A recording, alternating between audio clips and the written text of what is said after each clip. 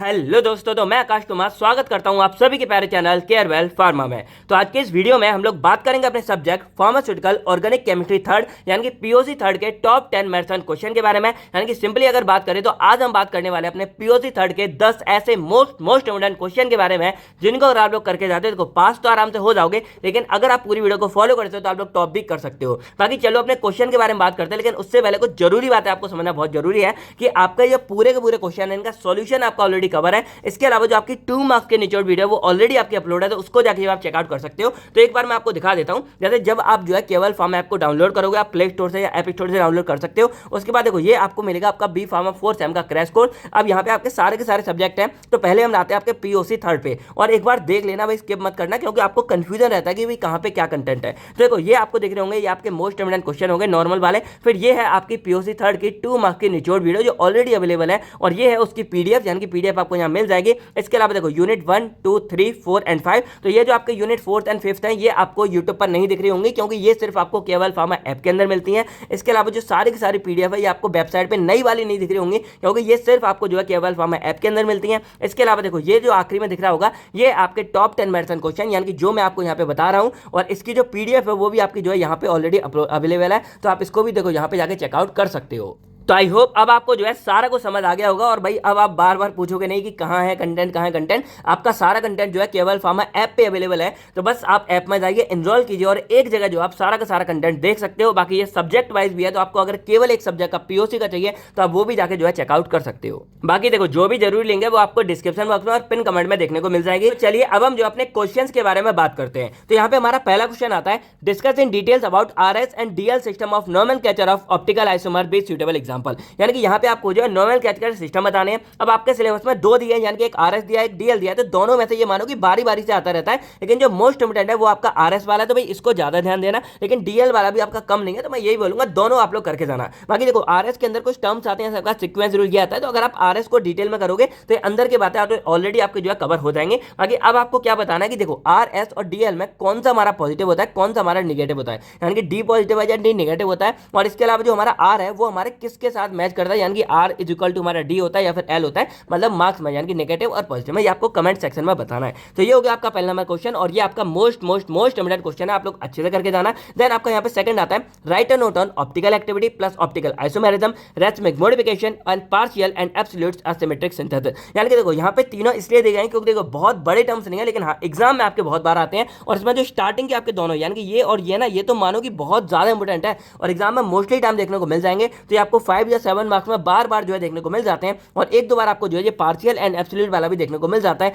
तो ये बोल सकते हैं कि दोनों के दोनों जो आपके क्वेश्चन स्टार्टिंग है ये ऑल टाइम ब्लॉकबस्टर क्वेश्चन है, तो इसको आप लोग अच्छे से जो है करके आ सकते हो। देन कुछ 2 मार्क्स वाले टर्म्स आते हैं, तो मैंने यहाँ पर इसलिए लिखा है क्योंकि जो आपके 2 मार्क्स का सॉल्यूशन है उसमें ऑलरेडी जो है ये सारे के सारे टर्म्स कवर है। तो एक बार आप 2 मार्क्स के निचोड़ वीडियो देखोगे, आपका सारा का सारा काम हो जाएगा, और वीडियो आपको जो है केवल फार्मा ऐप के अंदर, उसके अंदर सारा कुछ देखने को मिल जाएगा। देन आपका यहाँ पे थर्ड क्वेश्चन आता है, define geometrical isomerism, then write about nomenclature and method of determination of geometrical isomerism. तो यहाँ भी आपका जैसे आपका ऑप्टिकल के अंदर नोमेनक्लेचर आता है, उसी तरह आपका ज्योमेट्रिकल के अंदर भी आता है। और यहाँ पे आपका एक सिस्टम होता है सिस ट्रांस और एक होता है ई जेड वाला, जिसमें सबसे ज्यादा इंपोर्टेंट आपका सिस ट्रांस वाला आता है। तो जो आपका सिस ट्रांस वाला पार्ट है इसको बिल्कुल भी बार बार गलत पहना जाते हैं, तो सिस ट्रांस वाले को बिल्कुल मिस नहीं करना है, इसको आप लोग बहुत अच्छे से करके आना। अब आपको क्या करना है, कमेंट सेक्शन में एक ऐसे कंपाउंड का एग्जांपल बताना है जो आपका सिस ट्रांस वाले ज्योमेट्रिकल आइसोमेरिज्म को शो करता है, ठीक है। तो ये आपको कमेंट सेक्शन में बताना है। तो ये हो गया आपका पूरा, और ये भी आपका एक मोस्ट इंपोर्टेंट क्वेश्चन हो जाता है। देन आपका यहाँ पे नेक्स्ट आता है, write a short note on. अब यहाँ पे देखो बहुत ज्यादा नोट नहीं लिखना है, शॉर्ट तो नहीं लिखना, जितना चाहिए एग्जाम में उतना लिख सकते हो, क्योंकि ये भी आपका जो है 7 और 5 मार्क्स में आ जाता है।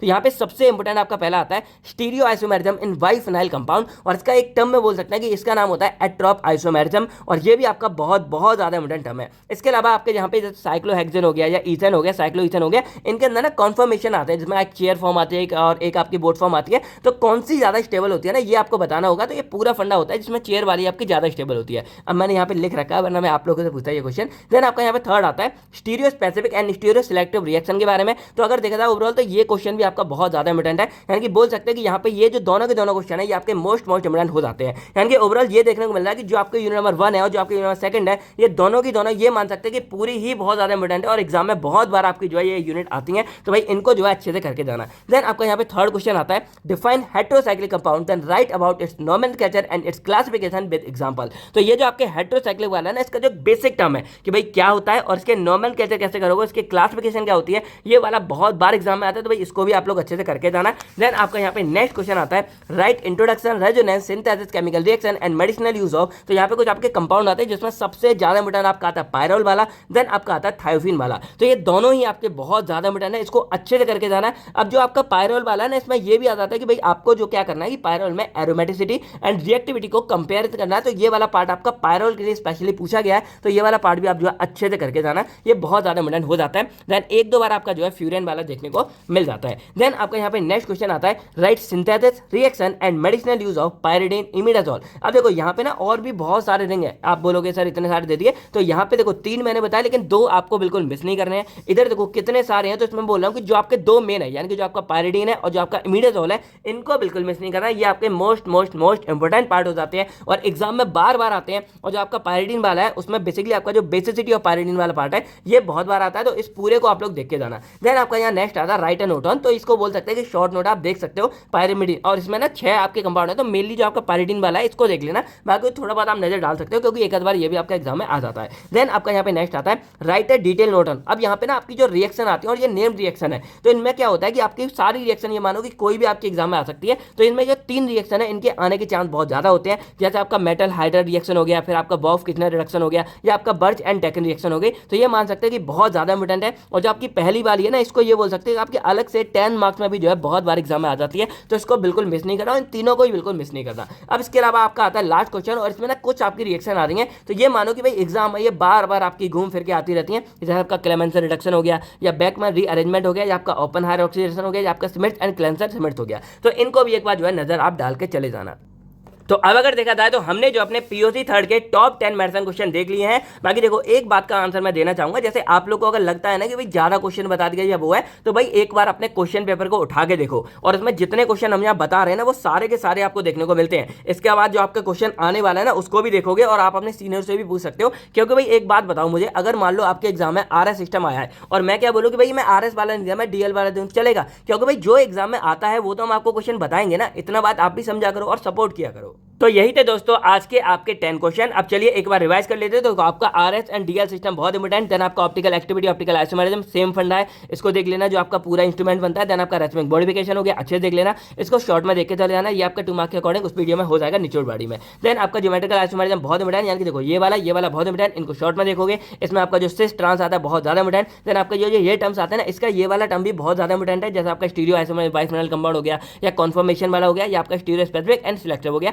शॉर्ट में बहुत अच्छे से आपको आता है। देन आपका यहाँ पे आता है हेटेरोसाइक्लिक कंपाउंड, और ये तो मान लो मोस्ट इंपोर्टेंट है, इसका भी आपका नॉर्मल कहते हैं क्लासिफिकेशन आपका बहुत बार आ जाता है। देन इधर देखा जाए तो आपका पायरोल वाला एंड थायोफिन वाला बहुत ज्यादा इंपोर्टेंट है, और पायरोल की आपको एडमिटी ये भी अलग से देखनी है, और फ्यूरन वाला बस नजर डाल के चले जाना। देन आपका यहाँ पे पायरिडीन वाला और इसकी बेसिटी बहुत इंपोर्टेंट है, और इमिडाजोल वाला भी बहुत ज्यादा इंपोर्टेंट है, और इन सबको ये मान सकते हो कि नजर डाल के चले जाना। लेकिन जो स्टार्टिंग के 3 है, इनको अगर आप कर सको तो भाई कर लेना, क्योंकि ये भी आपका 1-2 बार एग्जाम में आए हैं। देन आपका यहाँ पे नेक्स्ट वाला आता है, तो इसमें आपके जो तीनों रिएक्शन है, ये तो मानो कि हर बार एग्जाम में आती है, तो बहुत इंपोर्टेंट है, जैसे मेटल हाइड्राइड हो गई, वर्फ किस्टनर हो गई, या बर्च एंड टेकन वाली हो गई, और इन सबको भी मिस मत करना। अगर जितना हो सके शॉर्ट में, लॉन्ग में, जैसे आप कर सको बस करके चले जाना, क्योंकि एग्जाम में एक आध बार ये देखने को मिल जाती है। तो यही था दोस्तों आज के इस वीडियो में। आई होप आपको सारा का सारा कंसेप्ट जो है यहाँ पे समझ आ गया होगा।